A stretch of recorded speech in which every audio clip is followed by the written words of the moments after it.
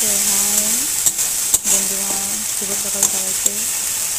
আমি কী রান্না করছি, এই যে পাঁচ ফোড়ন দিয়ে জিরে ধনে আদিয়া দিয়ে তারপর সম্বার দিলাম। এখানে দিয়ে দিলাম পটল আলু পনিরের ঝোল করবো।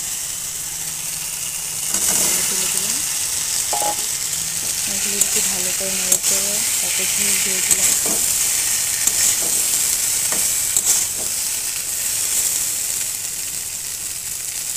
তারপর রান্না করলাম কি, এটা পনির,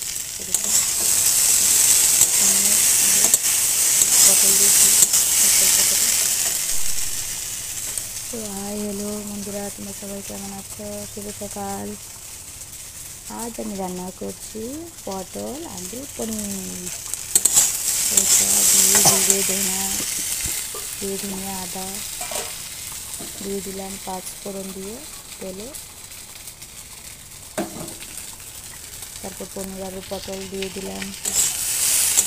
এগুলো আগে একটু ফ্রাই করে নিয়েছিলাম, ভেজে নিয়েছিলাম। খেতে খুবই ভালো লাগে।